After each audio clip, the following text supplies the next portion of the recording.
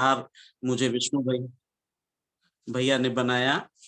तो मैं आज के इस कार्यक्रम के विषय के बारे में सिर्फ इतना निवेदन करना चाहूंगा कि काशी अपने आप में एक ऐसा शब्द है, एक ऐसी ज्ञान की सत्ता का नाम है। भले ही वो एक भौगोलिक स्थिति हो, एक भौगोलिक स्थान हो, लेकिन हजारों वर्षों से मानवीय सभ्यता के इतिहास में काशी ने अज्ञान से तप्त इस संसार को ज्ञान की शीतलता प्रदान की है।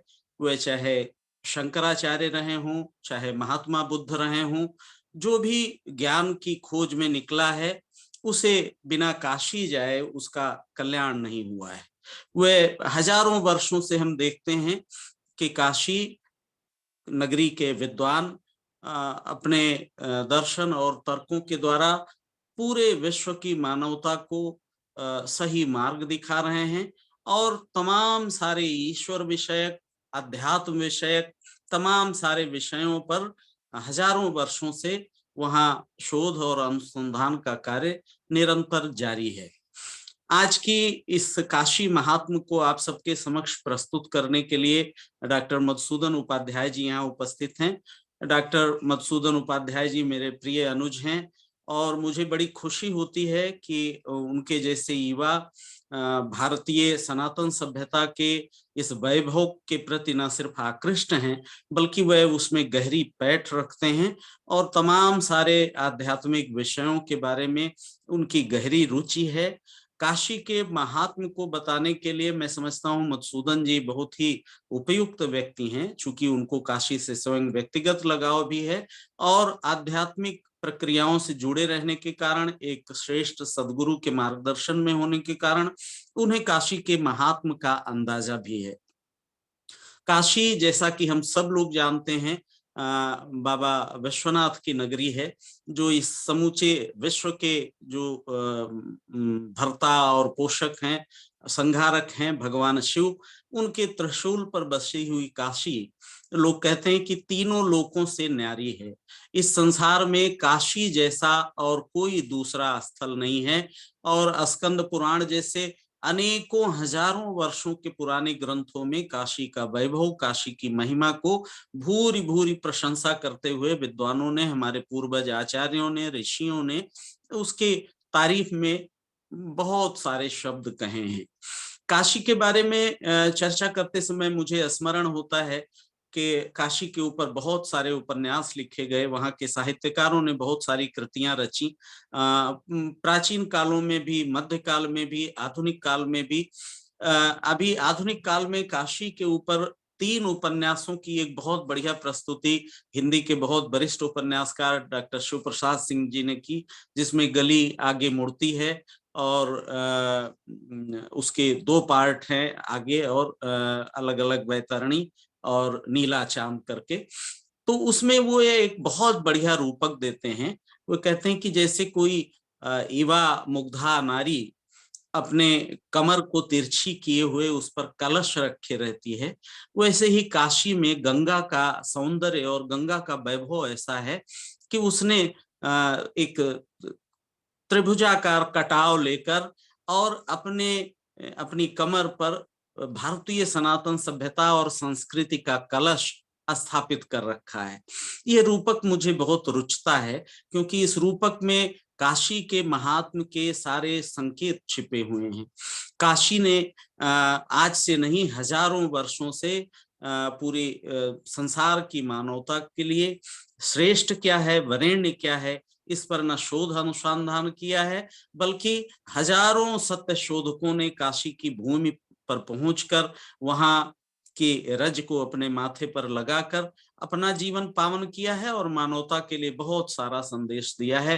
वो चाहे रामचरितमानस के रचयिता बाबा तुलसीदास रहे हों या संसार का कोई भी आधुनिक और पूरा चिंतक, कोई भी मीमांसक, कोई भी अध्यात्म में रुचि रखने वाला, दर्शन में रुचि रखने वाला कोई ऐसा व्यक्ति नहीं है जो काशी के महात्म से, काशी के वैभव से, जिसके मन में अध्यात्म के प्रति, ईश्वर के प्रति, इस जीव जगत और ब्रह्म के प्रति उत्सुकता न व्यापी हो। तो ऐसी महिमामयी काशी के महात्म को सुनने का ये एक बड़ा सुंदर अवसर है। और उसे प्रस्तुत करने वाले हमारे अनुज डॉक्टर मधुसूदन उपाध्याय न सिर्फ आध्यात्मिक विषयों के विशेषज्ञ हैं, बल्कि उनकी स्वयं की पढ़ाई लिखाई विज्ञान के अनुशासनों में हुई है। तो उनके भीतर एक बड़ा मणिकांचन संयोग है कि वह तमाम सारी बातों को आधुनिक संदर्भों के साथ भी व्याख्यायित कर सकते हैं। यद्यपि कि काशी का महात्म सुनने के लिए ये घंटे 2 घंटे का सीमित समय बिल्कुल पर्याप्त नहीं है। काशी के महात्म पे तो हफ्तों तक चलने वाला सेमिनार हो सकता है।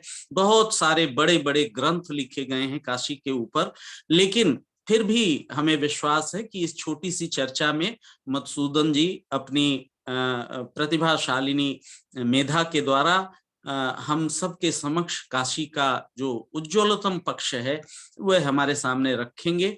और काशी के विभिन्न प्रसंगों की हम भाव भरे हृदय से न उनकी चर्चा सुनेंगे बल्कि इसमें प्रतिभाग भी करेंगे। मैं विष्णुकांत शर्मा जी का और अपने इस गीतोक्त आध्यात्मिक ग्रुप के सभी आदरणीय सदस्यों का बहुत आभारी हूं। आप सबसे निवेदन करता हूं कि डॉक्टर मधुसूदन उपाध्याय जी के इस काशी महात्म के भाषण को कृपया सुने और गर्व करें अपने भारत की संस्कृति पर कि दुनिया की प्राचीनतम नगरी काशी जो भारत के ललाट पर लगी हुई एक शोभन बिंदी की तरह है, उस काशी के बारे में आइए देखें कि हम आप सब कितना जानते हैं। मैं बहुत ही प्रेम से अपने अनुज डॉक्टर मधुसूदन उपाध्याय जी को आमंत्रित करता हूं कि कृपया आए और आज की ये महत्वपूर्ण चर्चा शुरू करें। डॉक्टर मधुसूदन उपाध्याय जी।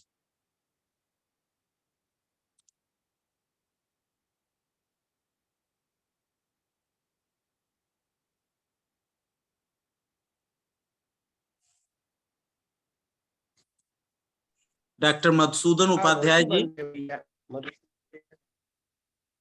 आपका वॉल्यूम बंद है मधुसूदन भैया। मधुसूदन जी का वीडियो नहीं दिख रहा है।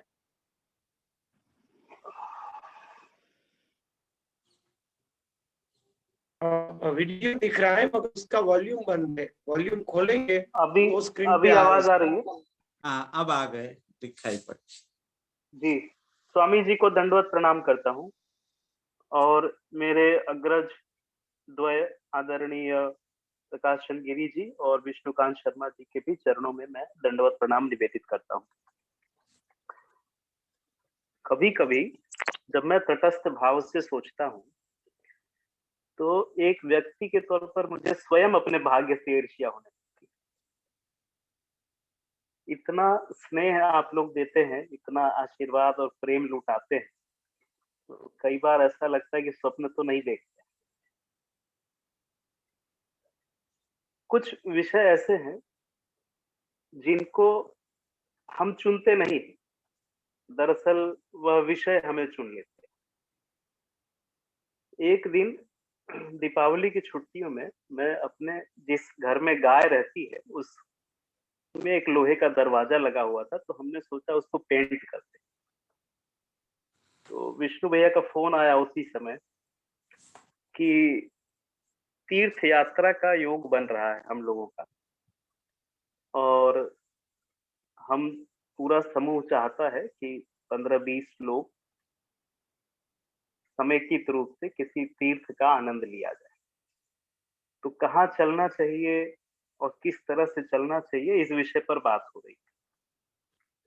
उसी बातचीत के क्रम में ये हुआ कि काशी चलेंगे, क्योंकि अपने गीतों समूह में बहुत सारे लोग राजस्थान या गुजरात के हैं, तो उनका काशी आना जाना कम हुआ है और अगर आए भी हैं तो काशी आने की जो रीति है, जो शास्त्रीय पद्धति है, उस रीति से नहीं आए।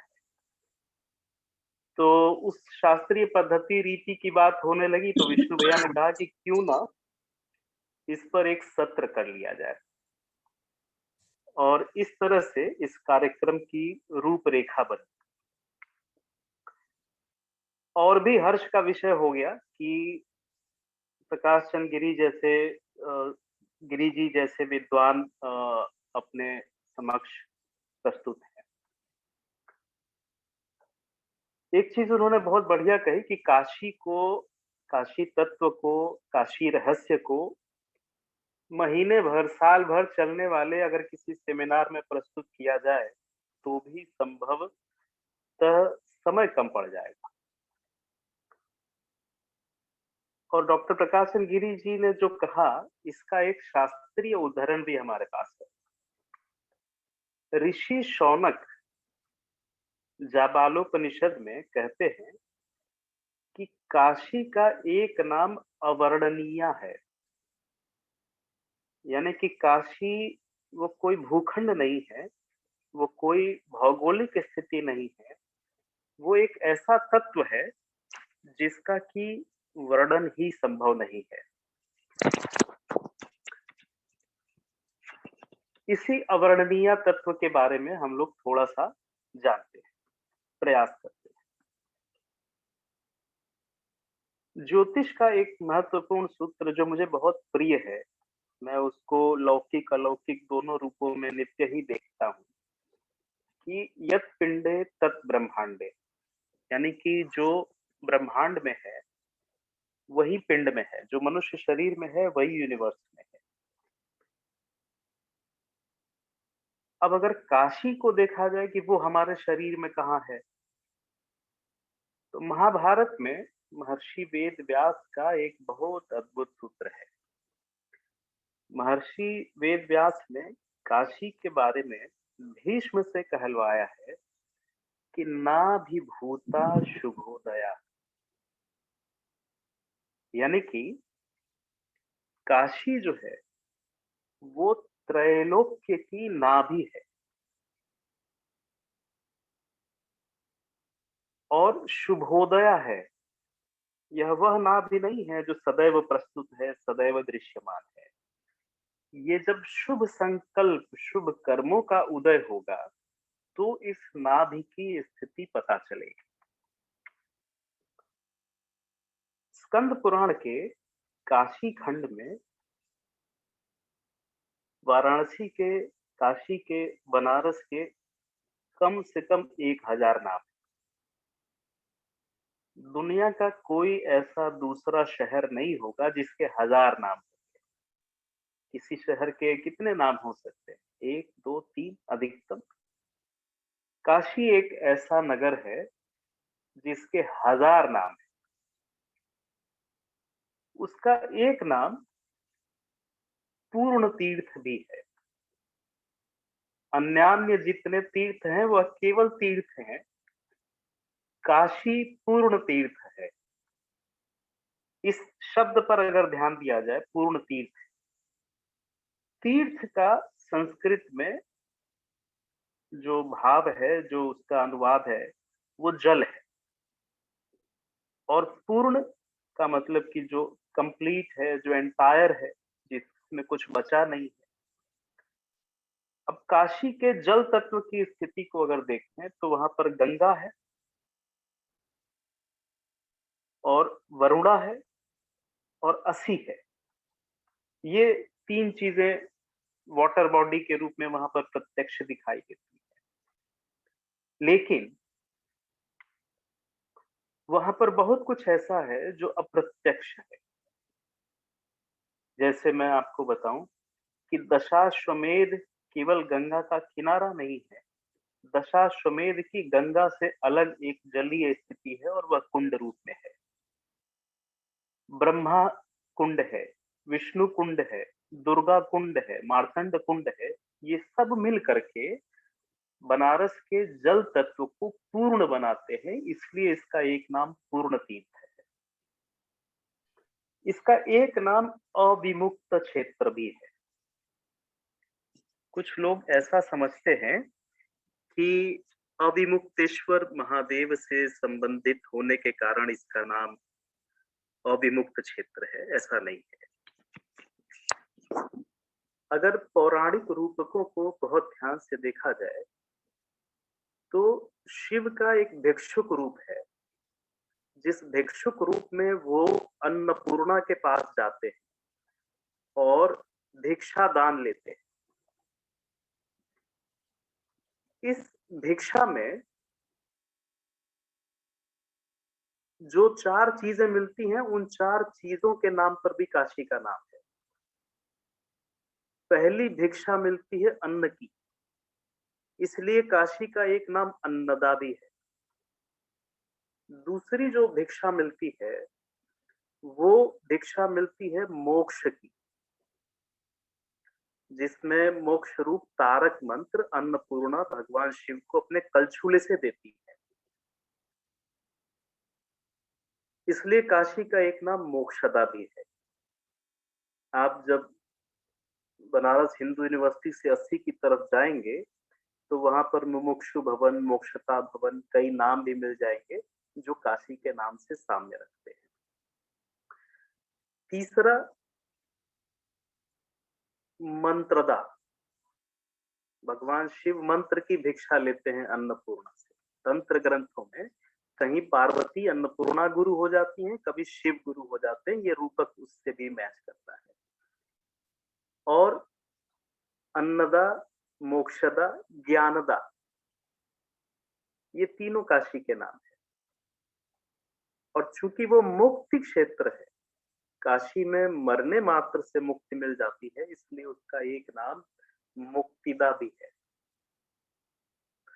काशी के लोगों में एक जनरल फ्रेज बहुत कॉमन है, वो लोग आपस में बात करते रहते हैं कि जिसको काशी ने स्वीकार कर लिया, देर सवेर उसको पूरी दुनिया स्वीकार करती है।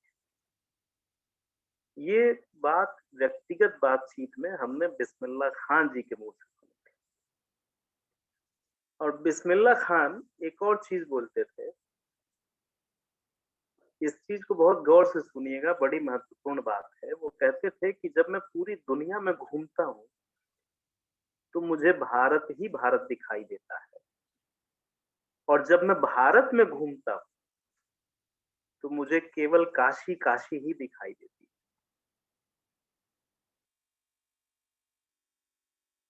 आश्चर्य नहीं कि अपने देश में लहुरा काशी, छोटी काशी, लघु काशी नाम से कम हजारों स्थान है। ये नाम अपने आप में काशी की व्यापकता को दिखाते हैं। अब आप कल्पना करिए कि एक ऐसा क्षेत्र जहां पर स्वयं विश्वनाथ हो, माँ अन्नपूर्णा हो, बड़ा गणेश हो, अष्ट भैरव हो, नव देवियां हो, नव दुर्गा हो, 56 विनायक हो, द्वादश आदित्य हो, 64 योगिनियां हो, तो वह क्षेत्र अपने आप में क्या संपूर्ण सनातन, संपूर्ण भारत को रिप्रेजेंट नहीं करता? तांत्रिक ग्रंथों में एक जगह लिखा है, काशी प्राप्यम विमुच्येत। काशी तत्व को जो प्राप्त कर लेता है वो मुक्त हो जाता है। इसका एक अर्थ यह भी है कि काशी तीर्थ सेवन से मुक्ति मिल जाती है। अब वो काशी तीर्थ सेवन क्या है, इसको समझते हैं। चंद्रमास को अगर देखा जाए तो अधिकतम कैलेंडर में 13 महीने हो सकते हैं।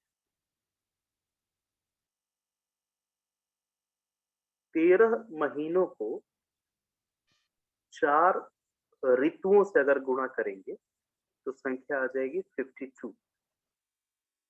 और इस 52 को जब 9 ग्रह यानी कि 9 की संख्या से गुणा करेंगे, और ये 9 से क्यों गुणा कर रहे हैं, क्योंकि ग्रहों की संख्या 9 है, और ये गुणा इसलिए भी कर रहे हैं क्योंकि हमारा जो शरीर, जो स्वयं अपने आप में एक ब्रह्मांड है, उस पुर में 9 द्वार है। कबीर और समकालीन कवियों ने लिखा है ना कि 9 द्वारे पूरे देही। यह जो शरीर है एक बड़ा नगर है जिसमें कि 9 दरवाजे हैं। और 52 गुणे 9 जब आप करेंगे तो एग्जैक्टली 468 ये संख्या है। काशी में एग्जैक्टली 468 शास्त्रीय विधि से प्रतिष्ठित मंदिर है। हमारा शरीर जो ब्रह्मांड का ही एक दूसरा रूपक है, उसमें 72,000 नाड़ियां हैं, और काशी में एग्जैक्टली 72,000 स्वतंत्र लिंग है। हम मंदिरों की बात नहीं करें, लिंग की बात करें। और अब आप वो अग्नि पुराण की उस कथा को यहाँ से जोड़िए कि एक बहुत बड़ा अग्नि स्तंभ प्रकट हुआ, स्तंभ लिंग प्रकट हुआ, और ब्रह्मा और विष्णु उसकी परिधि, व्यास, त्रिज्या के लिए हजारों लाखों वर्षों तक मेहनत करते रहे। उस स्तंभ लिंग का न कोई आदि था, न कोई अंत था, कोई छोर मालूम नहीं हुआ।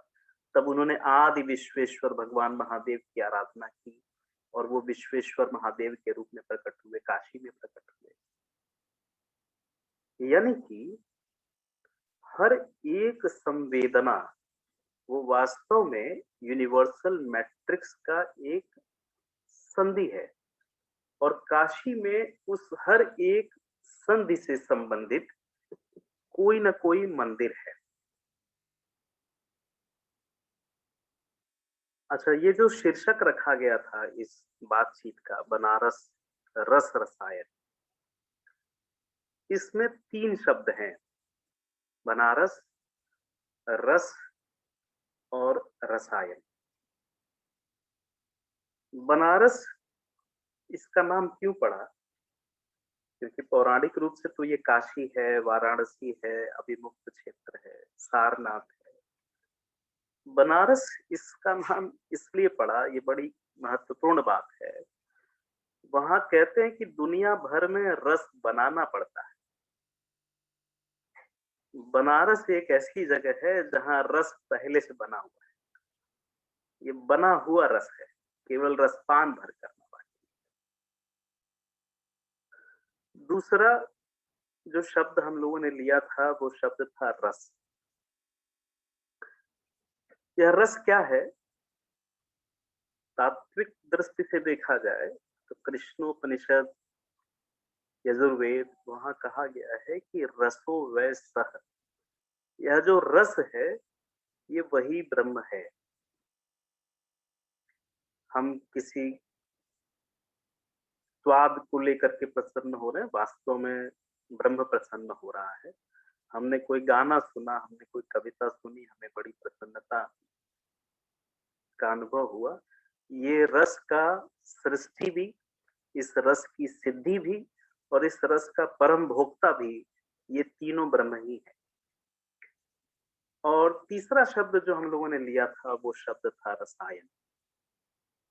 रसायन सामान्यतः हम उन औषधियों को कहते हैं जिनके सेवन से हमें वृद्धावस्था का अनुभव नहीं होता है, हम युवा बने रहते हैं। उन औषधियों को रसायन कहा जाता है। ये आयुर्वेद की और लोक की दृष्टि है। आध्यात्म की जो दृष्टि है वहां पर रसायन कहते हैं तत्व को। जैसे हनुमान चालीसा में हम पढ़ते हैं, राम रसायन तुम्हारे पासा, सदा रहो रघुबर के दासा। राम रसायन है, वैसे ही काशी भी एक रसायन है।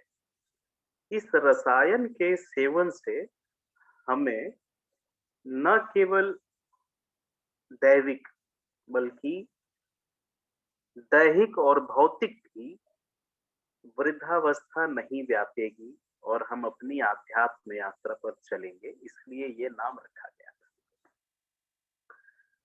काशी के बारे में जो सबसे पुराना रेफरेंस संभव हो सकता है वो दुनिया की सबसे पुरानी किताब में होगा, और दुनिया की सबसे पुरानी किताब है ऋग्वेद।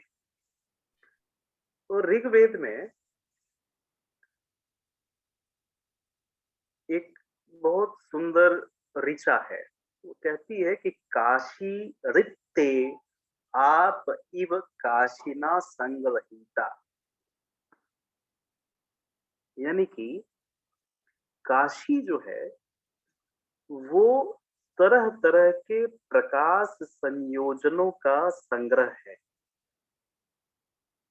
एक बहुत मूर्धन्य साधक है, अभी वृद्ध है लेकिन वो शरीर में है। तो वो हमसे उनकी अक्सर मुलाकात होती है, तो उनका कहना ये था कि वो महाकाल हो या वो विश्वनाथ हो, ये दोनों जगह उज्जैन और काशी ये महाश्मशान है। इस बातचीत की मैं पृष्ठभूमि आपको बताऊं, हम लोग जब सुबह स्नान करते हैं या पूजा में बैठते हैं तो 7 नगरों का नाम भी लेते हैं हम हिंदू लोग। अयोध्या, मथुरा, माया, काशी, कांची, अवंतिका, पुरी, द्वारावती चैव सप्तैते मोक्षदायिका, ऐसा हम लोग सुबह सुबह प्रार्थना में कहते हैं। इन 7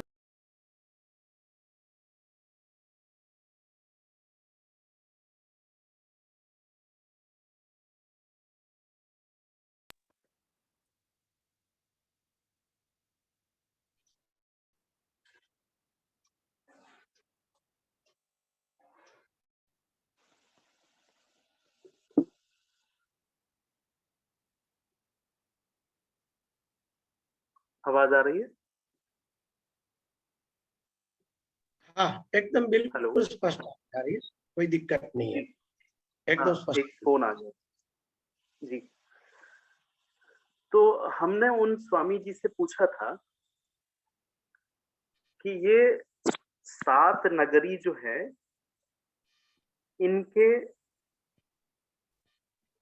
ये संख्या 7 ही क्यों है? भारत में तो अनेकों हजारों लाखों करोड़ों तीर्थ हैं, हम 6 क्यों नहीं ले रहे हैं, 5 क्यों नहीं ले रहे हैं, 8 क्यों नहीं ले रहे, 10, 11, 15 क्यों नहीं ले रहे? उन्होंने इस रहस्य पर प्रकाश डाला था। वो बोले कि हमारे मनुष्य शरीर की जो सृष्टि है उसमें 7 तत्व हैं। वो भोजन से वीर्य बनने तक की जो प्रक्रिया है वो भी 7 अंशों में निकलती है और ये 7 नगरियां जो है उन 7 तत्वों को किसी न किसी रूप में पकड़ती है। उन स्वामी जी की एक खास बात क्या थी कि आप जैसे उनके सामने बैठेंगे वो आपको बता देंगे कि आपने आखिरी समय कौन से तीर्थ में आप गए थे। मैं जब उनसे मिला था तो मैं उज्जैन से होके आया था और उन्होंने मुझे बहुत स्पष्ट बोल दिया था कि आप 4 दिन पहले उज्जैन से होकर आ रहे हैं। तो मैंने उनसे पूछा कि ये सब कैसे हो रहा है? तो बोले कि 2 नगरियां ऐसी हैं, काशी और उज्जैन, जो न केवल मनुष्य का श्मशान है, बल्कि वो महाश्मशान है, जहां न केवल मानव जाति का अंतिम संस्कार होता है, बल्कि अनेक मानवेतर जातियां भी अपना शरीर धर के जाती हैं। देवता भी अपना शरीर छोड़ते हैं, गंधर्व, यक्ष, नाग, किन्नर जो हमारी दृष्टि में नहीं है वो भी अपना शरीर धर के जाते हैं। इसलिए इनको महाश्मशान कहा गया। और दोनों महाश्मशान के जो राजा हैं, इन दोनों हैं तो शिव ही, लेकिन दोनों की प्रकृति अलग है। उज्जैन महाश्मशान का जो राजा महाकाल, वो उसकी प्रकृति क्या है कि उस राजा के रहते कोई दूसरा राजा नहीं होगा। यही वजह है कि मैं आपको बताऊं कि सिंधिया परिवार रात को उज्जैन में रुकता नहीं है। माधवराव सिंधिया से ये एक बार गलती हो गई थी और महीने भर के भीतर उनका प्राणांत हो गया। ये बात मुझे स्वयं व्यक्तिगत रूप में उनके बेटे ज्योतिरादित्य जी ने बताई। विश्वनाथ जो राजा है, जो काशी महाश्मशान का राजा है, उसकी प्रकृति अलग है। उसकी प्रकृति क्या है कि वो अपने स्पर्श में आने वाले हर व्यक्ति को राजा बना देता है। महाकाल किसी दूसरे राजा को स्वीकार नहीं करते और विश्वनाथ के पास जो आता है वो उसको राजा बना देते। ये वजह है कि आप काशी में देखेंगे तो यहाँ डोम राजा भी है। दुनिया भर में डोम है, हम यहाँ काशी में डोम राजा है। यहाँ भर राज है, राज भर हो जाते हैं यहाँ पर। जो दुनिया भर में पानी भरने का काम करते थे वो राज भर हो गए। जो कुंभकार होते थे अन्य जगहों पर, उन्हें यहाँ राज प्रजापति कहा जाता है। तो ये जो काशी है, ये बड़ा अद्भुत विलक्षण तत्व है। और मैं आपको बताऊं कि थोड़ा भी जागरूक व्यक्ति काशी सेवन करके, मतलब काशी को बतौर तीर्थ मिलजुल करके अगर आप जाए, तो जरा भी जागरूक व्यक्ति रहेगा तो वो बता देगा कि आप काशी सेवन करके आ रहे हैं। ज्योतिष में केरल की एक पद्धति है जिसका नाम है चंद्रकला नाड़ी पद्धति। तो चंद्रकला नाड़ी पद्धति में एक सूत्र है कि जब आपके चंद्रमा और केतु बहुत खुश मिजाज होंगे, संतुष्ट होंगे, आपके कर्मों से वो प्रसन्न होंगे, तो आपको काशी में गंगा स्नान का लाभ मिलेगा। चंद्रकला नाड़ी के कुछ सूत्र भगवान कृष्ण द्वारा कहलाए गए हैं उस पुस्तक में। तो इस सूत्र के विवेचना में एक कथा है। तो कथा क्या है कि एक दिन भगवान कृष्ण पांडवों से बातचीत कर रहे होते हैं और बातचीत के क्रम में वो बोलते हैं कि काशी में गंगा स्नान जब मनुष्य करने जाता है तो उसको 10,000 राक्षस रोकते हैं।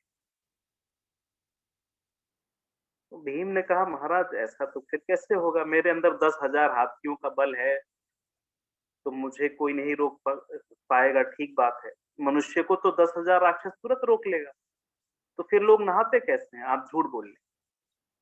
तो भगवान कृष्ण ने कहा कि ऐसा करो कि काशी चले जाओ और जाकर के देख लो। उस समय काशी में काशीराज कुंती भोज का शासन था। भीम उनके यहाँ मेहमान हुए और सुबह सुबह गंगा के किनारे जाकर के बैठ गए। देखें हजारों लाखों लोग आ रहे हैं, नहा रहे हैं, जा रहे हैं। लौट के जब हस्तिनापुर गए तो कृष्ण से कहा कि महाराज आप तो सीधा झूठा बात बोल रहे हैं, वहां तो लोग जा रहे हैं, नहा रहे हैं, अपना मजे में लौट के घर जा रहे हैं, कोई नहीं रोक रहा है उनको। भगवान कृष्ण ने पूछा, ये बताओ भीम, तुम नहाए कि नहीं नहाए? भीम ने कहा, महाराज हम तो बस देखते रहे कि राक्षस रोक रहे हैं कि नहीं रोक रहे, यही असली राक्षस है। तो काशी में और खास तौर से काशी में गंगा सेवन का इतना बड़ा महत्व है। स्कंद पुराण की एक बहुत मशहूर श्रुति है, बहुत प्रसिद्ध है। वो कहती है कि जो काशी तत्व है, काश्यते प्रकाश्यते इति काशी, ऐसा कहा। जो प्रकाशन भी करती है, काशन भी करती है, वो काशी है। तो काश्यते और प्रकाश्यते, इन दोनों के क्रम में मनुष्य का इतना एनलाइटनमेंट काशी कर देती है कि आपको क्षणिक ही सही एक चैतन्य अनुभूति यह जरूर होने लगेगी कि हम वास्तव में शरीर नहीं है, वास्तव में हम एक चैतन्य नित्य शुद्ध बुद्ध आत्मा है जिसके पास एक शरीर है। ऐसा स्कंद पुराण कहता है। अब आप देखिए, शंकराचार्य के जीवन को अगर देखा जाए, केरल के कालड़ी से चल करके शंकराचार्य काशी आते हैं और उस नवयुवक सन्यासी को जगत गुरु शंकराचार्य बना देने वाली जो 3 घटनाएं हैं प्रमुख, वो 3 की तीनों घटनाएं काशी की ही है। एक घटना जो बहुत प्रसिद्ध है, मंडन मिश्र और उनकी पत्नी के साथ जो उनका शास्त्रार्थ हुआ, उसके बारे में सब जानते हैं। एक दूसरी घटना है कि आचार्य शंकर अपने शिष्यों के साथ गली से जा रहे हैं। बनारस अपनी तंग गलियों के लिए भी बड़ा मशहूर था। वो तो इधर मोदी जी ने उसको थोड़ा तोड़ फोड़ के चौड़ा बना दिया है। तो तंग गली से जा रहे हैं और एक चांडाल अपने 5 कुत्तों के साथ उस गली में है और उस चांडाल से उनकी वार्ता होती है। और उस वार्ता में जब वो प्रश्न करते हैं कि चांडाल तू रास्ते से हट जा, तो चांडाल एक अद्भुत प्रश्न करता है। बोलता है, महाराज रास्ते से किसको हटाऊं, शरीर को हटा दूं या आत्मा को हटा दूं? और शंकर को भान होता है कि अरे ये तो चांडाल नहीं, ये तो कोई और ही है। और उसके बाद मनीषा पंचकम नाम की अद्भुत रचना का जन्म होता है। वो एक अद्भुत रचना है मनीषा पंचकम, बहुत छोटा सा 5 पन्ने का वो किताब है। उस पर खूब बात होनी चाहिए, उस ग्रंथ पर खूब मनन होना चाहिए। शंकराचार्य का उसमें उद्घोष है मनीषा पंचकम में कि गुरु तत्व से प्रकाशित ज्ञान कहाँ भी प्रकाशित हो, वो चांडाल हो या ब्राह्मण हो, मैं उसको गुरु मानने को तैयार हूं। एक तीसरी घटना भी है। आचार्य शंकर गली से जा रहे हैं और एक विधवा प्रलाप कर रही है अपने पति का शव लेकर, और आचार्य शंकर कहते हैं हटो रास्ते से, इस शव को उठाओ। और वो ब्राह्मणी विधवा जो है, जो स्वयं ज्ञान रूपा सरस्वती भगवान शंकर की परीक्षा लेने के लिए आई हुई है, वो कहती है कि आचार्य आप ही क्यों नहीं शव से कह देते हैं कि हट जाए। आप तो कहते हैं कि ब्रह्म सत्य जगन मिथ्या जीवो ब्रह्मैव नापरः। तो जब जीव और ब्रह्म एक ही है तो इससे कह दीजिए हट जाए। आप तो अद्वैतवादी ब्रह्मवादी शांकर मत लेकर के घूम रहे हैं। और इन 3 घटनाओं ने शंकराचार्य को जगत गुरु शंकराचार्य बनाने की जो निर्मिति है, उसमें एक बहुत बड़ा योगदान है। तांत्रिक ग्रंथों में एक निर्देश है कि कुछ कुछ जगहों पर कुछ विशेष वनस्पति जन्म लेगी या होगी। विद्वान लोग उन लाक्षणिक वनस्पतियों को देख करके उस भूमि की, उस तीर्थ की सत्ता और प्रकाश के बारे में जान लेते हैं। जैसे कि अगर कहीं बिल्व बेल जमा हुआ है प्राकृतिक रूप से, तो ये मान के चलें कि वहां पर बैताल का अस्तित्व होगा। काशी की वनस्पतियों पर भी हमने काम किया बतौर वैज्ञानिक। कम से कम 140 ऐसी वनस्पतियां हैं जो संसार में अन्यत्र कहीं नहीं। क्लाइमेट वाइज देखेंगे तो गोरखपुर, लखनऊ, प्रयाग, काशी में कोई अंतर नहीं है, लेकिन वो 140 वनस्पतियां ऐसी हैं जो केवल काशी में। जब आप उनको यामल ग्रंथों में ढूंढेंगे तो आपको मिलेगा कि जहां भैरव होंगे वहीं ये वनस्पति होगी। काशी साक्षात भैरव भूमि भी है। हमको तो पूरा विश्वास है, जैसे हम लोग वृंदावन जाते हैं, ब्रज रज लेते हैं कि कभी भगवान कृष्ण यहाँ रहे थे। पूरा विश्वास है हमें कि काशी का कंकर कंकर वास्तव में शंकर है। अच्छा, अगर भारतीय लोग, जैसे आदरणीय डॉक्टर गिरी ने कहा कि दुनिया में जब भी अज्ञान का अंधेरा छाता है तो लोग ज्ञान के लिए भारत की तरफ आते हैं, और उसमें भी भारत में भी काशी की तरफ आते हैं। मैं आपको एक अरबी इतिहासकार की बात बताऊं, अलबरूनी से भी पहले दायम नाम का वो इतिहासकार दार्शनिक है, वो लिखता है कि विश्व में मुख्यतः 5 सभ्यताएं हैं। एक रोम की सभ्यता है जो अपने सुंदरता और ऐश्वर्य के लिए जानी जाती है। एक ईरान की सभ्यता है जो अपने भोग और संपत्ति के लिए जाने जाते हैं। एक चाइनीज मंगोलियन सभ्यता है जो अपने कौशल के लिए जाने जाते हैं। एक यूरोपियन अमेरिकी सभ्यता है जो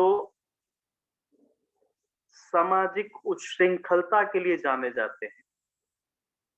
और एक भारतीय सभ्यता है जो अपने ज्ञान, औदार्य, तपस्या, साधना और आध्यात्म के लिए जानी जाती है। ये जब लिखा जा रहा है तो ये कोई ईसा से 1200 वर्ष पुरानी बात है।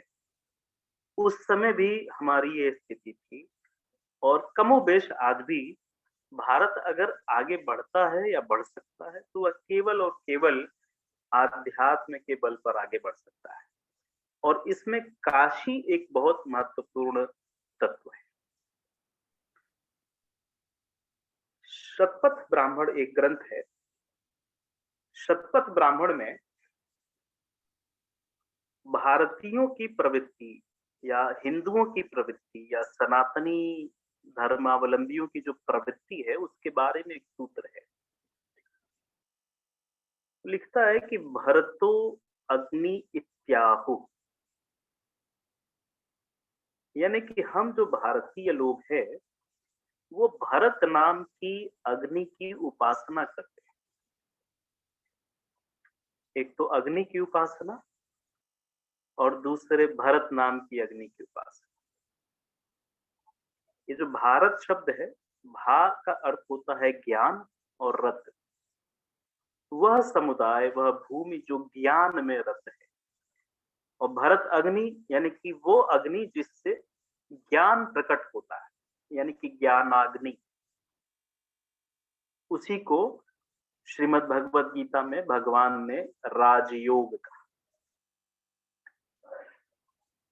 अब देखिए, काशी भी ये भरत अग्नि से प्रज्वलित कुंड है एक अपने आप।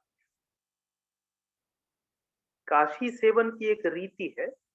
आप काल भैरव कोतवाल से अनुमति लेते हैं और उसके बाद विश्वेश्वर, संकटा, अन्नपूर्णा, भगवान विश्वनाथ, इनके दर्शन करते हैं। तो वहां पर पुराणों में एक श्रुति है, पंचानाम क्रोशानाम समाहारा। हमारा शरीर भी पंचकोश है। काशी की जो परिक्रमा है वह भी मूल रूप में पंचकोशी है और समाहार करती है। एक जगह एक शब्द आया, वाराणसी मेदिनी। वाराणसी मेदिनी क्या है, इसको समझते हैं। एक सूत्र है,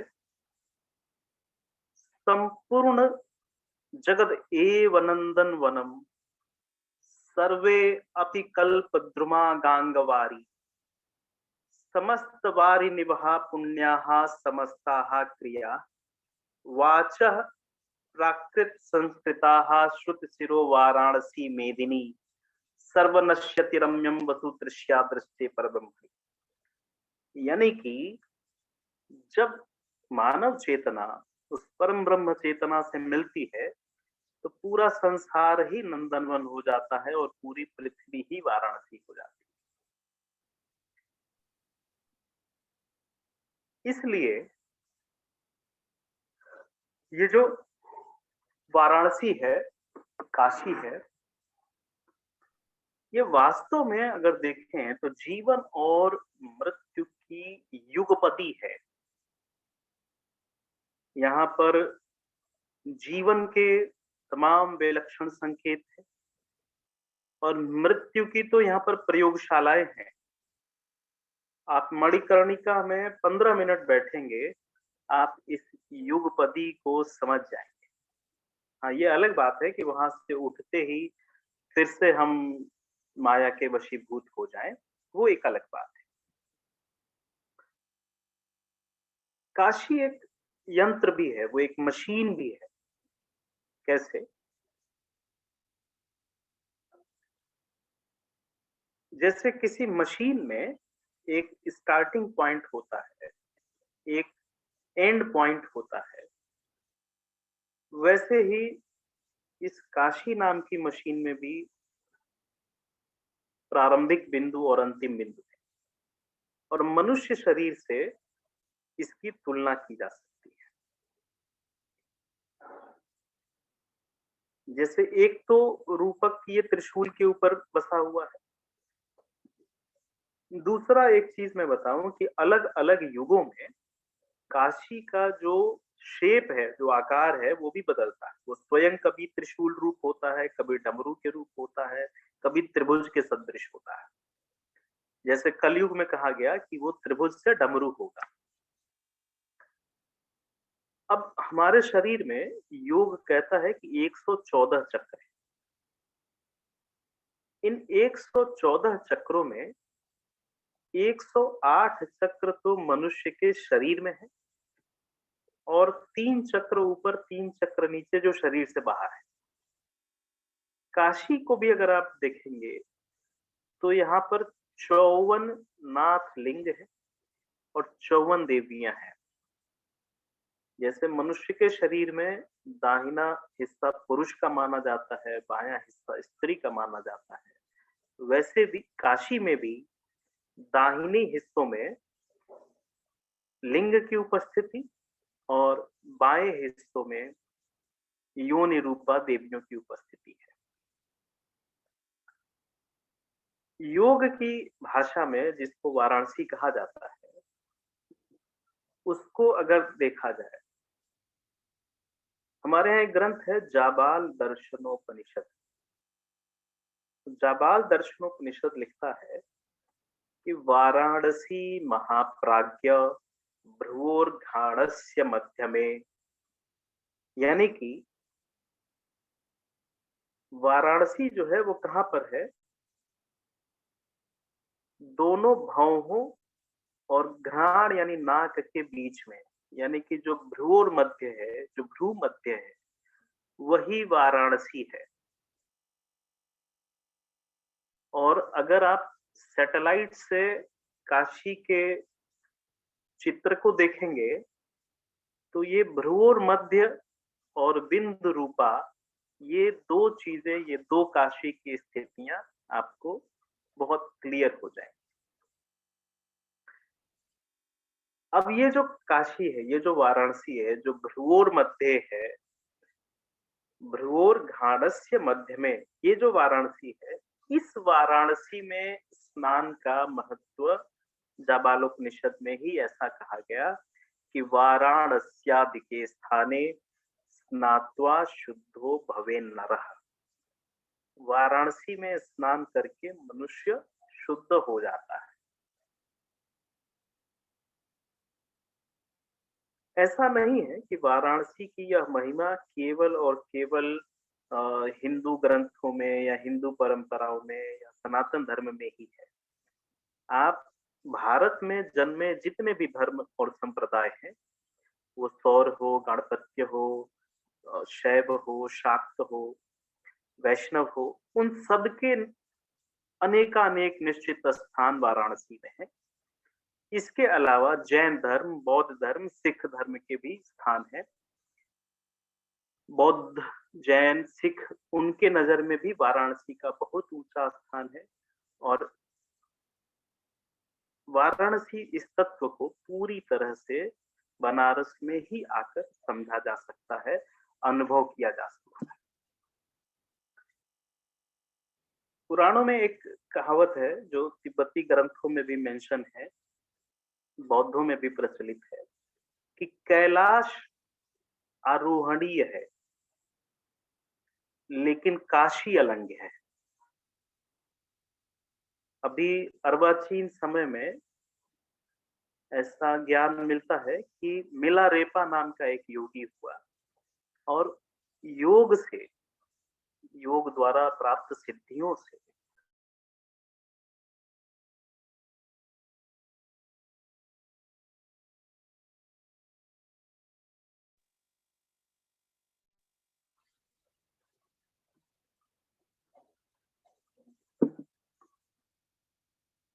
कैलाश का आरोहण किया था मिलारेपा ने, लेकिन कोई वाराणसी को लांघ जाए, वाराणसी को पूरा-पूरा समझ ले, पूरा-पूरा बता दे, ऐसा व्यक्ति तो इतिहास में कोई हुआ ही नहीं। ये कम समय में एक छोटी-सी कोशिश हम लोगों ने की थी और मैं चाहूँगा कि आप सब भी अपनी बात इस पर रखें और आप सब लोग सामूहिक रूप से काशी आइए। हम आपका हर तरह से स्वागत करेंगे। आपके साथ समय बिताकर हमें भी बड़ी प्रसन्नता हुई। एक आयोजन हमने मिस कर दिया वृंदावन में स्वामी जी का, तो बड़ी इच्छा है कि एक बार हम लोग 2-4 दिन साथ में रहें, सत्संग करें, आपका दर्शन लाभ भी हो। प्रणाम। किसी को प्रश्न हो तो पूछ सकते हैं।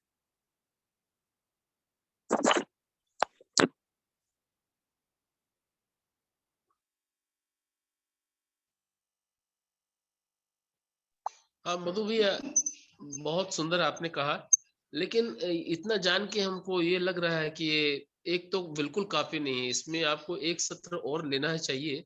इसमें जो आपके जो निज अनुभव है ना, जो निज अनुभव जो संतों के साथ में, विद्वानों के साथ में है, वो कुछ बाकी रह जाते हैं। उसको तो स्वामी जी भी बहुत निष्ठा से, बहुत ही रुचि से सुनना चाहेंगे, उनको बहुत अच्छा लगेगा।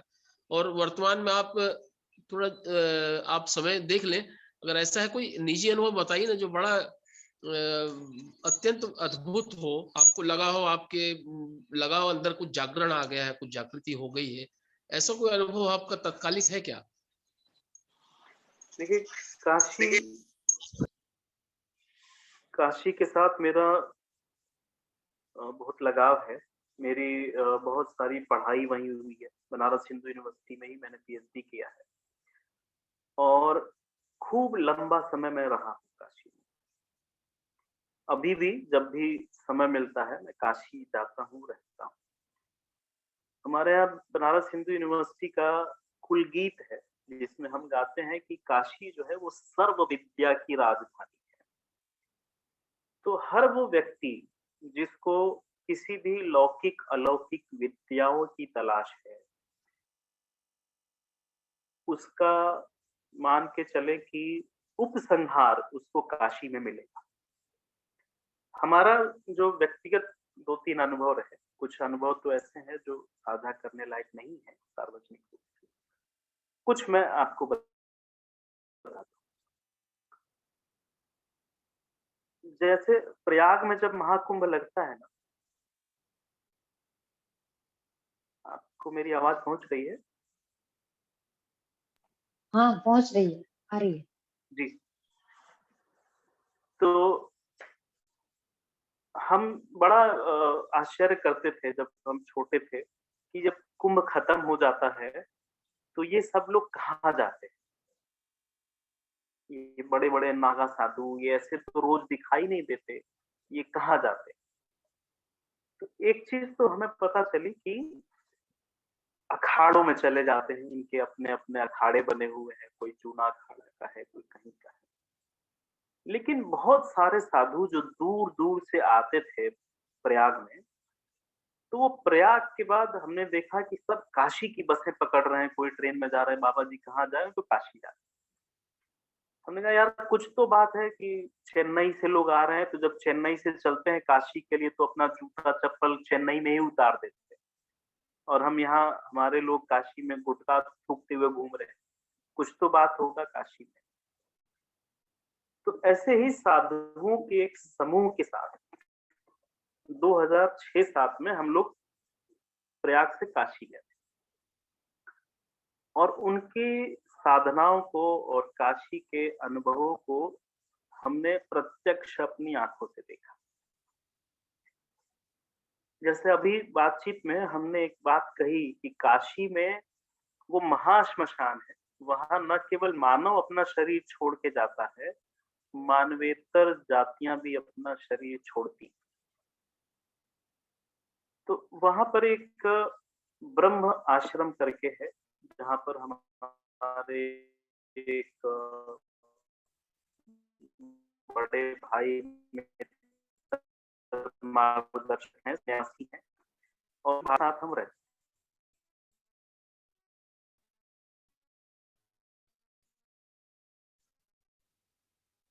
तो वो 3 बजे उठ के अपनी अपनी साधनाएं करने लगते थे। तो जब वो लोग जागते थे तो हमारे साथ 2-3 विद्यार्थी हम लोग थे, हम लोग भी जाग जाते।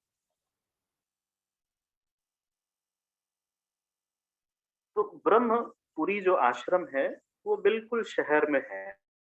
वहां पर ऐसा नहीं कि कोई जगह का हो, लेकिन साढ़े शेर आया हुआ और वो शेर जो है उन साधकों से मनुष्य की भाषा में बात करता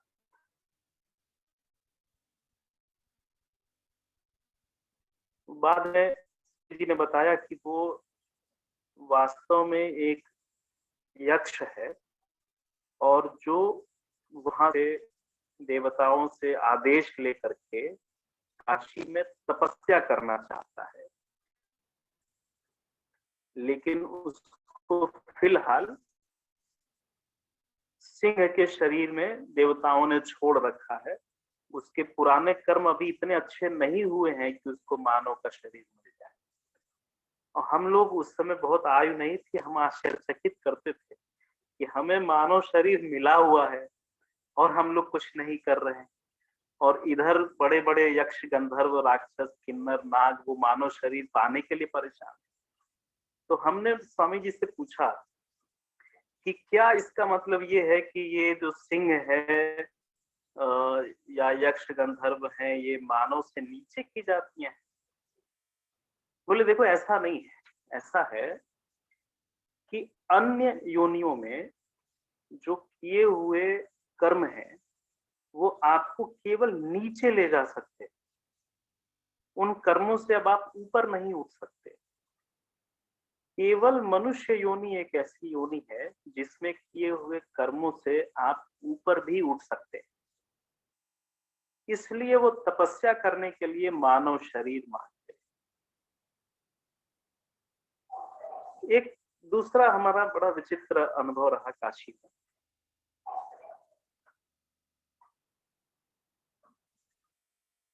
काशी से दिल्ली को एक ट्रेन चलती है, उस ट्रेन का नाम है काशी विश्वनाथ एक्सप्रेस। पुरानी ट्रेन है, मशहूर है, बहुत सारे लोग आते जाते। तो जब हम बनारस में पीएचडी कर रहे थे तो किसी सेमिनार में जाने के लिए उसी काशी विश्वनाथ एक्सप्रेस से हम दिल्ली जा रहे थे, और उसमें एक टीटी मिले थे हमें, रेलवे के टीटी थे। उनका नाम यज्ञेश नाथ पांडे है। वो आज भी काशी विश्वनाथ एक्सप्रेस ट्रेन लेकर के आते जाते हैं। तो सामान्यतया हम मनुष्यों की एक प्रवृत्ति है कि हम उसी को संत मानते हैं जो उस वेशभूषा में हो। सामान्य व्यक्ति अगर वो गैरिक वस्त्र धारण नहीं किया हुआ है तो सामान्यतया हमारी श्रद्धा उसके प्रति प्रकट नहीं होगी, और वो ठीक भी है एक तरह से। तो हम 3-4 मित्र थे, वो टीटी को साधारण व्यक्ति ही समझ करके हम लोग जा रहे थे। जब उन्होंने पूरा टिकट विकट बना लिया, चेक कर लिया, तो वो हमारे पास की एक सीट खाली थी, उस पे आके लेटे हुए थे। बातचीत के क्रम में काशी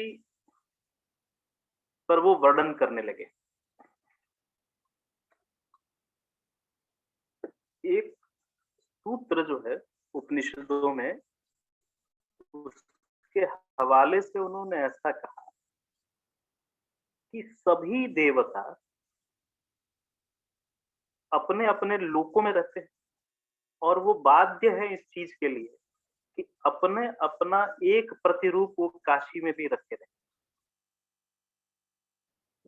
ये बात उस समय हमें बहुत ज्यादा समझ में आई नहीं। फिर जब वो उस पर प्रकाश डालने लगे,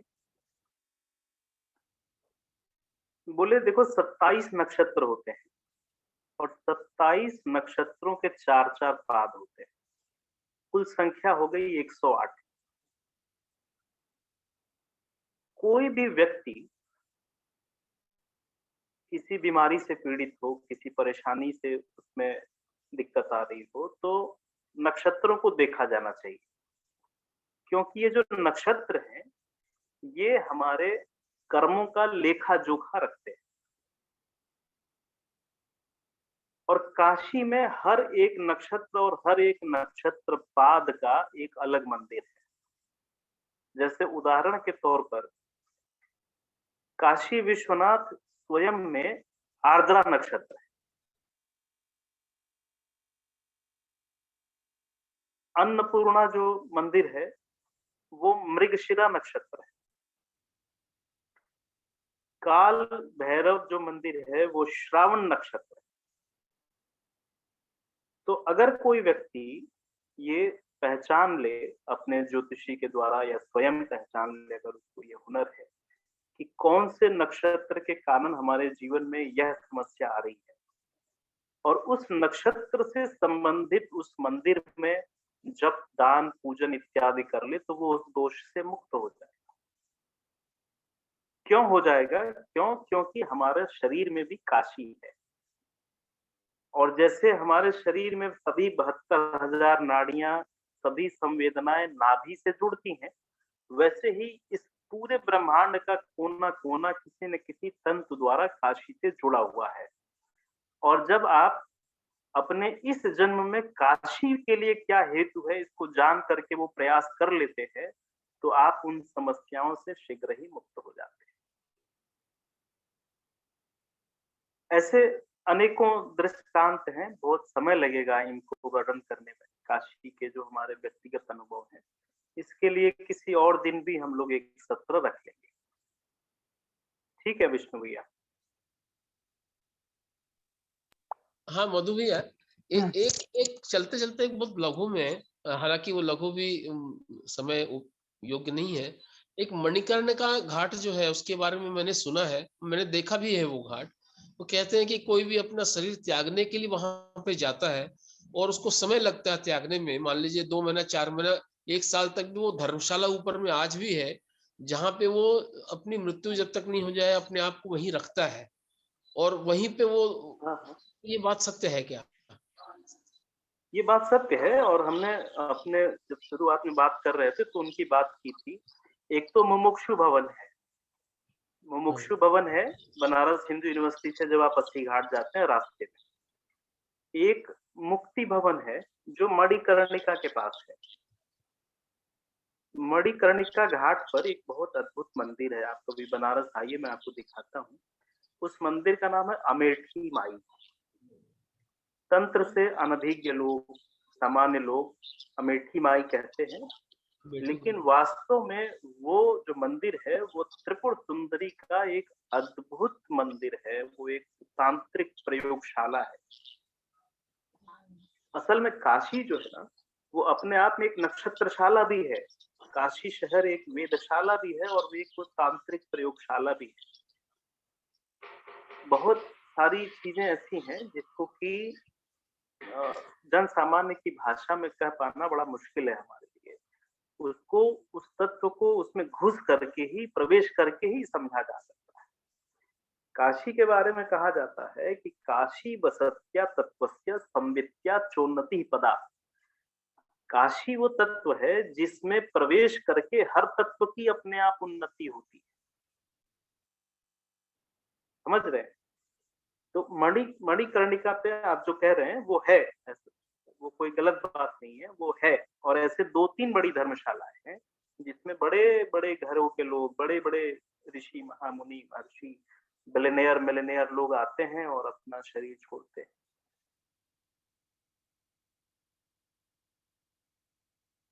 किसी और का कोई प्रश्न हो तो पूछे। आपके पास समय की शायद कमी है, फिर भी प्रश्न मेरे 2-3 बने। आज मैं पूरा सत्र नहीं देख पाई। एक तो ये कि किसी भी विद्या का उपसंहार काशी में जाके ही होगा, इसका क्या तात्पर्य हुआ? बहुत सुंदर प्रश्न किया आपने। हमको बहुत सुखद आश्चर्य होता है कि आप जैसी मेधावी प्रतिभाशाली हमारे बीच में हमारी बड़ी बहन। देखिए, एक शब्द है निष्कर्ष और एक शब्द है उपसंहार। निष्कर्ष जानने वाला व्यक्ति आवश्यक नहीं कि निष्कर्ष को प्राप्त भी हो, लेकिन उपसंहार ये जो शब्द है, ये अंग्रेजी का कंक्लूजन नहीं है। उपसंहार का मतलब कि यहाँ खत्म होती है कहानी। ठीक है, जब हम किसी विद्या में जाते हैं, खासतौर से गूढ़ आत्मिक विद्याओं में, तो कई बार हमें ये स्वयं संशय होता है कि इसकी परिणति क्या है, लक्ष्य क्या है, मंजिल क्या है। जैसे मैं आपको बताऊं, भारतवर्ष के एक बहुत महान सन्यासी संत हैं, उनसे हमारी मुलाकात हुई। उनका कहना ये था कि मधुसूदन जी, जब मुझे खुद ज्ञान नहीं था, तो उस समय मैंने हजारों हजार शिष्य बना दिए, और एक दिन मुझे ये लगा कि जब मैं स्वयं उस प्रकाश को निरंतर उपलब्ध नहीं, कभी कभार ही उसका झलक पाता हूँ, तो मैं किस हक से इन शिष्यों को कहूंगा कि मैं तुम्हें वो प्रकाश उपलब्ध करा दूंगा। और मैंने शिष्य बनाना बंद कर दिया। ये निष्कर्ष है, ये उपसंहार नहीं। उपसंहार क्या है? उपसंहार यह है कि हम शिवत्व को प्राप्त हो जाए। अब जैसे विद्याओं पर हम बात कर रहे हैं, हर एक विद्या का एक मूल्य होता है और हर एक विद्या का एक उद्देश्य होता है, लेकिन बहुधा 95% समय उस विद्या के अभ्यासी को उसका यह उद्देश्य निश्चित नहीं होता है। काशी में आकर के व्यक्ति को अपना उद्देश्य प्राप्त हो जाता है। जैसे आप देखेंगे ना, विदेशी बहुत सारे लोग आते हैं काशी में। मेरा खूब इंटरेक्शन है विदेशियों के साथ। प्रश्न बड़ा अक्सर करते हैं कि मेरे जीवन का उद्देश्य क्या है। अब उपनिषद तो कहते हैं कि विज्ञातारम केन मेर विजानियात, जो सब जानता है उसको जान लो, यही तुम्हारे जीवन का उद्देश्य है। अपने आप को जान लो, यही तुम्हारे जीवन का उद्देश्य है, टू नो दाई सेल्फ। लेकिन ये तो शब्द है, कहना बड़ा आसान है, उसको प्रैक्टिकल में उतारना कठिन है। लेकिन अगर रीति से काशी की परिक्रमा कर ली जाए,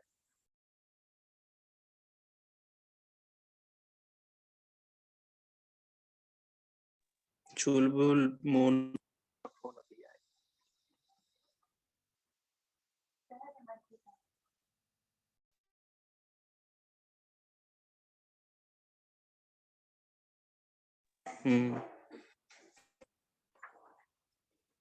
हेलो, हाँ, काशी की परिक्रमा कर ली हाँ, जाए। तो काशी की परिक्रमा कर ली जाए, वो तीर्थ के सेवन कर लिए जाए, और उसी रूप में जैसा कि स्कंद पुराण में वर्णन है, तो मैं बहुत निश्चिंत हूँ, मुतमईन हूँ कि व्यक्ति को कम से कम अपने जीवन का उद्देश्य तो प्राप्त हो ही जाता है। और भी कोई प्रश्न था आपका? हाँ, और है जिज्ञासा और है। जैसे हम जिनसे जो ब्रज में रहते हैं, वो कहते हैं ब्रज छोड़ के मत जाओ। जो राम के भक्त हैं उनके लिए अयोध्या ही सब कुछ है। और काशी का जैसे आप कह रहे हैं तो लगता है कि मेरा तो जन्म वहीं का है, पहले खाए वहीं और छोड़ के आ गए, अब लगता है कि काशी ही जाके रहें। तो कहाँ का ऐसे तो भारतवर्ष भरे पड़े हैं ऐसा देव भूमियों से, है ना, पवित्र भूमि से। तो देखिए, एक चीज मैं आपको हम्म, बता, हम्म, ये कंफ्यूजन बहुत सारे धार्मिक लोगों को है। दरअसल हमारे यहाँ जो धर्म ग्रंथ है, हर एक ग्रंथ अपने संप्रदाय का लक्षण ग्रंथ है। जैसे रामायण रामायतों का है, शायद आपको दिखेंगे। बहुत सारे पुराण वैष्णवों के हैं, आगम शाक्तों के हैं। इसीलिए मैं लोगों को बहुत जोर देता हूँ कि सबसे पहले तो आप गुरु मंत्र प्राप्त कीजिए। जिस दिन आपकी गुरु दीक्षा हो जाएगी, उस दिन आपको आपका संप्रदाय प्रकट हो जाए और फिर अनुसार तीर्थों का सेवन करिए या जो भी उस संप्रदाय के नियम कानून है या जो गुरु की आज्ञा है उसके अनुसार चलिए। लेकिन काशी जो है वो सर्व तीर्थमयी है, सर्वदेवमयी, सर्वदेवीमयी है। यहाँ पर सभी संप्रदायों ने अपना आश्रय प्राप्त किया है, वो वैष्णव हो, गौड़ीय हो, कोई भी हो। काशी में तो सबको आना होता है, काशी में कोई भी आ सकता है, काशी सबकी है, सब काशी के है। काशी में संप्रदाय भेद का भी नाश हो जाता है।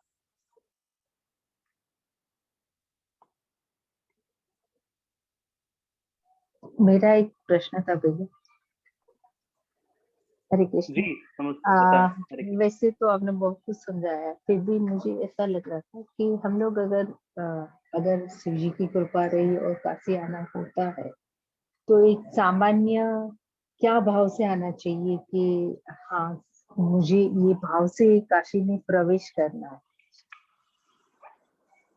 बहुत सुंदर प्रश्न किया आपने। आपका प्रश्न आपकी आध्यात्मिक शक्ति, अभिलाषा दोनों का द्योतक है। मैं आपको प्रणाम करता हूँ।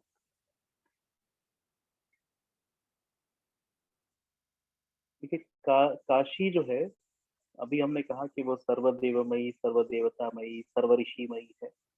और जो 4, 6, 8 ये हमने नंबर बताए थे ना, वो 468 मंदिरों में, सभी 468 मंदिरों में अलग अलग दिन, अलग अलग नक्षत्रों को अलग अलग समय पर सप्तऋषि स्वयं आकर के अनुष्ठान करते हैं। ये जीवित जागृत सत्य बात। काशी किस भाव से आया जाए? काशी जो है अविमुक्त क्षेत्र। तो एक तो जब आप काशी आए, जैसे हमारे यहाँ जब लोग काशी जाते थे, हमारे घर से बस 150 किलोमीटर दूर है काशी, लेकिन काशी के लिए लोग वर्षों से तैयारी शुरू कर देते थे, अपने पुराने कर्जे चुकता कर देते थे, किसी से क्षमा मांगना हो तो क्षमा मांग लेते थे, पुरानी दुश्मनी खत्म कर लेते थे। पूरी तरह से जब डिटैच हो जाते थे कि कोई भी कर्म अब बचा नहीं, तब वो काशी सेवन करने के लिए जाते थे, जिसको कल्पवास कहते हैं, काशी कल्पवास। यानी कि काशी जो है वो पुण्य क्षेत्र है और वो मुक्त क्षेत्र। वहां पर व्यक्ति मुक्त होने की अभिलाषा के लिए आता है, आना भी चाहिए। शंकराचार्य जिनका हम बार बार जिक्र कर रहे हैं, उन्होंने एक बहुत अद्भुत बात कही। उनका कहना ये था कि पुण्य रज्ज्वा ब्रजेद ऊर्ध्वम, पाप रज्ज्वा ब्रजेद अधः। पुण्य एक रस्सी है जो हमें बांधती है, बांध के ऊपर खींचती है। पाप एक रस्सी है जो हमें बांधता है और बांध के नीचे खींचता है। ज्ञानासिना भजे द्वयम तम मुक्तिम प्राप्ति। ज्ञान की तलवार से इन दोनों रस्सियों को काट करके मुमुक्षु व्यक्ति मुक्ति को प्राप्त करता है। यही बनारस का हेतु है। ठीक है, इसी भाव से आइए। तो कब आया जाए मधु भैया, वो समय कब यथेष्ट होगा जब हम देखिए, सबसे सुंदर समय जो है हमारे विचार से, वाराणसी सेवन के लिए तो ऐसे तो हर महीना प्रशस्त है, लेकिन अधिक मास और फाल्गुन मास, ये दो विशेष।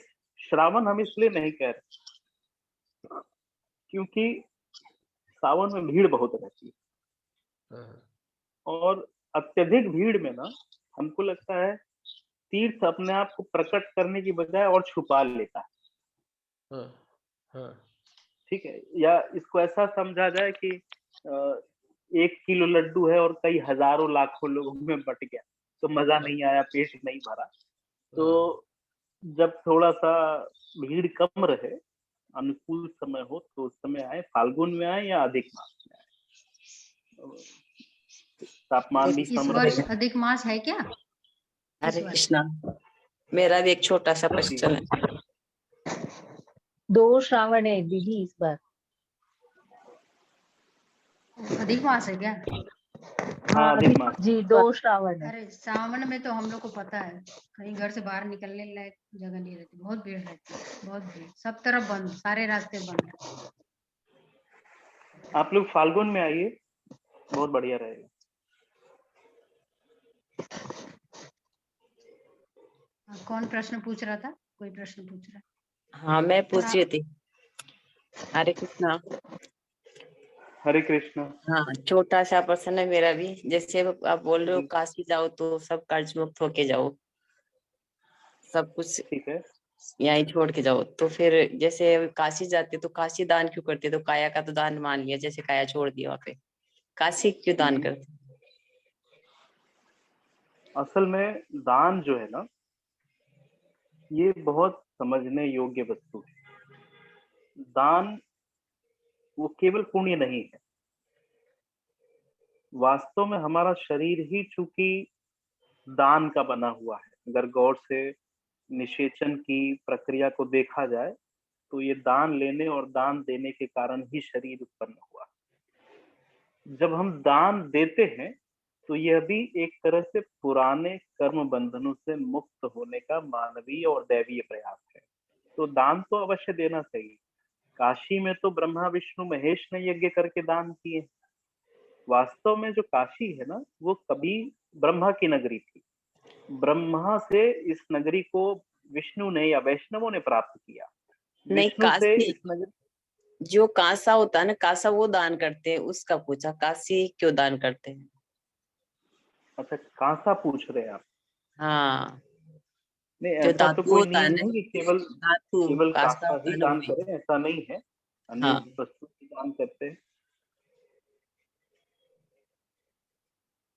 लोक परंपरा, कुल परंपरा, परिवार के हिसाब से कहीं कहीं भारतवर्ष में हजारों लाखों तरह की परंपराएं हैं। उनका अपना विश्वास है, उसमें श्रद्धा का तत्व अधिक है और वो मानना भी चाहिए। जी, जी। बहुत अच्छा। अब मैं वो प्रकाश भैया से अनुरोध करूंगा कि आप आभार भी प्रकट करें, और आपको भी कुछ बोलना हो अंत में तो आप भी बोलें।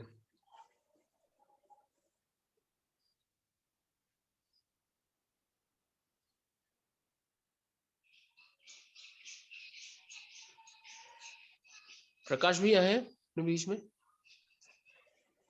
नहीं, शायद नहीं है। प्रकाश नाम तो दिखाई नहीं दे रहा है।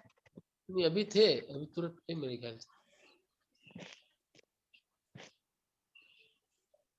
काशी चले गए क्या? ठीक है, मैं मिथिलेश भैया से आग्रह करूंगा कि वो धन्यवाद ज्ञापन, आभार प्रकट करें।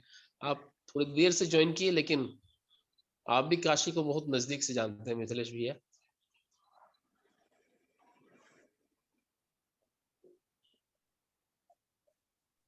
पर मैं हमारे पर सबको प्रणाम, स्वामी जी को प्रणाम, मधुसूदन भैया को प्रणाम।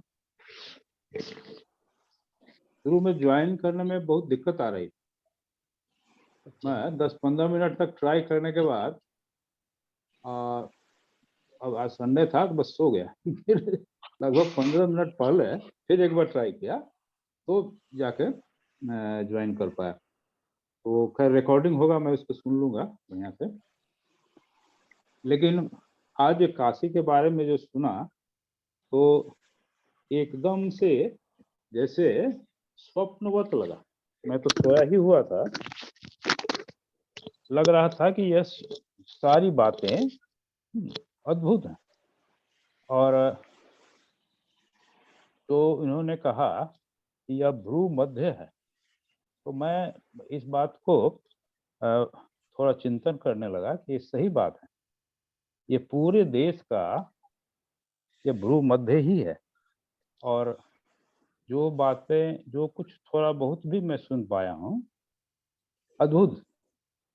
और आप विष्णु भैया यह ठीक कह रहे थे कि यह स्टेशन जो है एक तरह से अधूरा ही है। थोड़ा सा ही बात हम लोग जान पाए और विशेष जानकारी हम लोगों को इनसे मिले, इसलिए एक सेशन और होना चाहिए।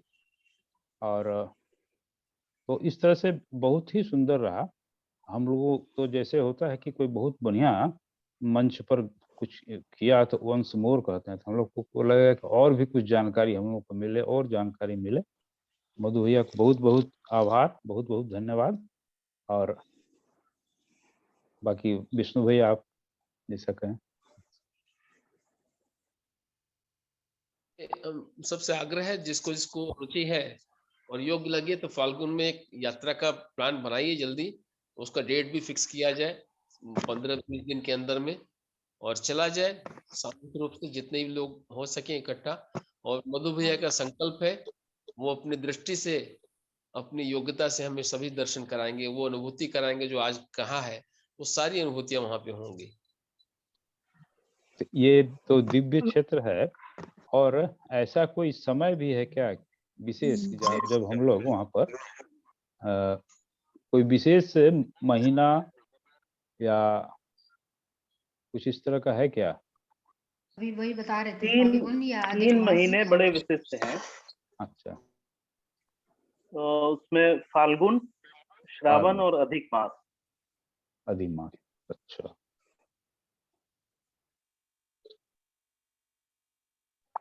हमें तो फाल्गुन का जच रहा है, फाल्गुन में बनाया जाए मिथिलेश भैया, सुमन हाँ जी। हाँ, फाल्गुन, हाँ एकदम हो सकता है। श्रावण में भीड़ बहुत होती है, फाल्गुन चला में जाए सबसे अच्छा रहेगा। हाँ, वहां पे एक वर्कशॉप किया जाए, हम 7 दिन 10 दिन जैसा भी मधु भैया हमें बताएंगे, उसके हिसाब से हम अपने आप वही को श्रावण शुक्ल पक्ष में प्रतिपदा से लेके सप्तमी अष्टमी तक का कार्यक्रम रखिए। हाँ, क्योंकि उधर फिर अगर दूसरी तरफ देखा जाए तो होली आ जाएगा। होली में सब लोग अपने घर पर रहे, त्योहार मनाए, उसके थोड़ा सा पहले ही इसलिए प्रोग्राम करें। ठीक है। त्योहार के अलावा शादी ब्याह भी है, मुझे लगता है फाल्गुन में है, क्या है, फरवरी में शादियां बहुत है परिवार में, वही थोड़ा सा है बंधन। फिर भी देखते हैं, रिकॉर्डिंग बंद कर रहे हैं। फिर भी नहीं, एक तो निसंदेह बहुत ही अद्भुत होगा जो ये प्रवास होगा वहाँ का, और एक नई दृष्टि से ही देखेंगे।